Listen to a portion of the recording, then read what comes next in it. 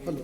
कक्षा 11वीं अर्थशास्त्र में आज हम लोग ग्रामीण विकास पढ़ेंगे और हम लोग जानते हैं कि जो गरीबी है वो भारत के समक्ष एक बहुत बड़ी चुनौती है। और हम लोग ये भी जानते हैं कि अधिकांश ग्रामीण जो हैं वो गांव में निवास करते हैं। हमारा जो देश है वो कृषि पर आधारित है। हमारी जो अर्थव्यवस्था है उसमें भी कृषि का बहुत बड़ा योगदान है। और चूंकि अधिकांश लोग गांव में निवास रहते हैं लेकिन उनको जीवन की जो मूलभूत आवश्यकताएं हैं वो उपलब्ध नहीं हो पाती और कृषि ही ग्रामीण लोगों के जीवन का प्रमुख साधन है। और इसीलिए महात्मा गांधी ने कहा था कि भारत की वास्तविक प्रगति का तात्पर्य शहरी औद्योगिक केंद्रों के विकास से नहीं परंतु गांव के विकास से है। तो हम लोग आज देखेंगे ग्रामीण विकास का क्या अर्थ है। ग्रामीण विकास जो है एक व्यापक शब्द है। यह मूल रूप से ग्रामीण अर्थव्यवस्था के उन घटकों के विकास पर ध्यान देता है जो ग्रामीण अवस्था के सर्वांगीण विकास में पिछड़ गए। ग्रामीण विकास के लिए जिन क्षेत्रों में नई और सार्थक पहल की आवश्यकता बनी हुई है वो इस प्रकार है। पहला, साक्षरता और विशेषकर कि महिला साक्षरता, इसकी बहुत आवश्यकता है ग्रामीण विकास के लिए। दूसरा, स्वास्थ्य, और स्वास्थ्य में स्वच्छता और जन स्वास्थ्य दोनों शामिल किया गया है। स्वास्थ्य सुविधाओं का अभी भी गांव में बहुत अभाव है। तीसरा है भूमि सुधार, जिसकी बहुत ज़्यादा आवश्यकता है। और प्रत्येक क्षेत्र के उत्पादक संसाधनों का विकास। इसके अलावा आधारभूत संरचना, इनका भी बहुत अभाव है, इनके भी विकास की आवश्यकता है, जैसे विद्युत है, सिंचाई है, साख सुविधाएं हैं, विपणन सुविधाएं हैं, परिवहन की सुविधाएं हैं। गांव में लोग कृषक जो है वो अनाज तो उत्पादन कर लेते हैं लेकिन उसको बेचने के लिए परिवहन सुविधा का अभाव होता है, जिसके कारण उनको अपनी फसल का उचित लाभ नहीं मिल पाता। उसके अलावा निर्धनता बहुत बड़ी समस्या है, उस पर विकास करने की आवश्यकता है। और रोजगार के उपलब्ध कराने की आवश्यकता है। बहुत से लोग गांव में बेरोजगार रह जाते हैं।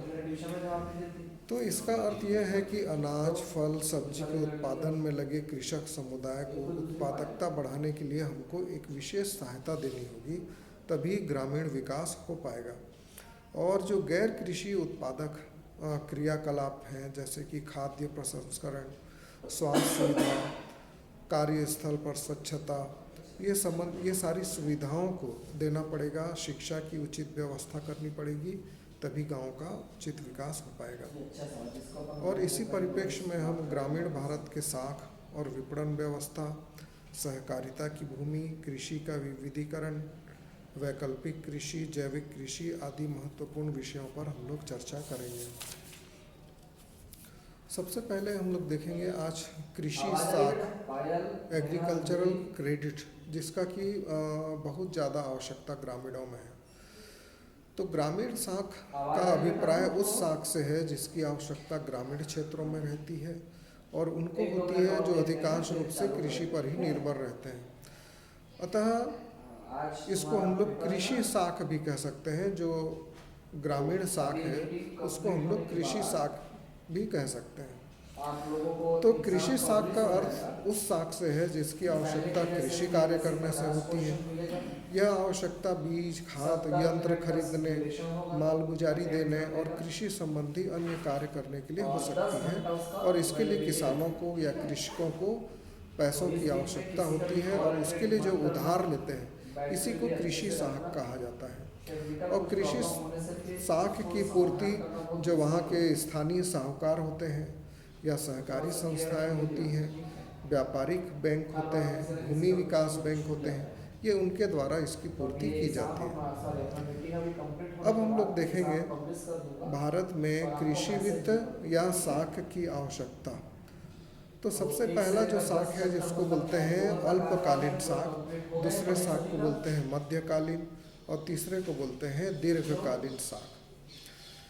अल्पकालीन साख का उपयोग अक्सर किसान जो है वो बीज और खाद खरीदने के लिए करते हैं और श्रमिकों को मजदूरी भुगतान करने तथा फसल होने तक परिवार चलाने के लिए दिया जाता है। इसकी भुगतान अवधि 15 माह की रहती है, अर्थात 15 माह में किसान को भुगतान करना रहता है। अर्थात जैसे ही फसल तैयार हो जाती है और उसको वो बेचता है और उसके बाद उसको उसका भुगतान करना पड़ता है। तो इसको हम लोग अल्पकालीन कहते हैं, जिसकी अवधि लगभग 15 माह होती है। और ये अक्सर इसका किसान इसका उपयोग बीज खरीदने के लिए, खाद खरीदने के लिए, श्रमिकों को भुगतान करने के लिए और फसल होते तक अपने घर को चलाने के लिए इसका उपयोग वो करते हैं। दूसरे जो साख होती है उसको मध्यकालीन साख या मध्यकालीन ऋण कहा जाता है।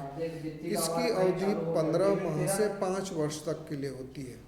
15 माह तक की अवधि के साख को तो अल्पकालीन साख कहते हैं, लेकिन जो साख 15 माह से अधिक लेकिन 5 वर्ष से कम तक की होती है उसको मध्यकालीन साख कहते हैं।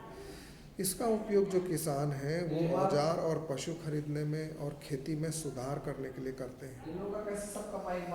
तीसरा और अंतिम साख है वो दीर्घकालीन साख है और इसकी अवधि 5 वर्ष से 20 वर्ष तक की होती है। देखिए 15 माह तक की अवधि को अल्पकालीन साख कहते हैं, 15 माह से 5 वर्ष तक की अवधि को मध्यकालीन और 5 वर्ष से 20 वर्ष तक की अवधि के लिए जो साख होता है उसको दीर्घकालीन ऋण कहते हैं। और किसान इसका उपयोग इस प्रकार के ऋणों से जो प्राप्त राशि होती है उसका उपयोग अपने पैतृक ऋणों को चुकाने के लिए करते हैं, भूमि खरीदने के लिए करते हैं, कुआं खुदवाने और ट्रैक्टर खरीदने के लिए करते हैं। तो इस प्रकार आज हम लोगों ने देखा ग्रामीण विकास का अर्थ क्या होता है। एक बहुत व्यापक शब्द है, इसमें शिक्षा को भी शामिल किया जाता है, स्वास्थ्य को भी शामिल किया जाता है, जीवन स्तर को भी शामिल किया जाता है, साक्षरता को शामिल किया जाता है, भूमि सुधार को शामिल किया जाता है। ये सब मिलाकर ग्रामीण विकास होता है। यदि इन सब में तरक्की हो तभी उसको ग्रामीण विकास कहेंगे। दूसरा हम लोगों ने आज पढ़ा कृषि साख के लिए, अर्थात जो कृषि कार्यों के लिए कृषकों को जिस पैसे की आवश्यकता होती है उसको कृषि साख कहते हैं। और ये 3 प्रकार के होते हैं। अल्पकालीन 15 माह तक की अवधि होती है, मध्यकालीन 15 माह से 5 वर्ष और दीर्घकालीन इसकी अवधि होती है 5 वर्ष से 20 वर्ष तक। तो इस प्रकार इसे कृषि साख कहा जाता है।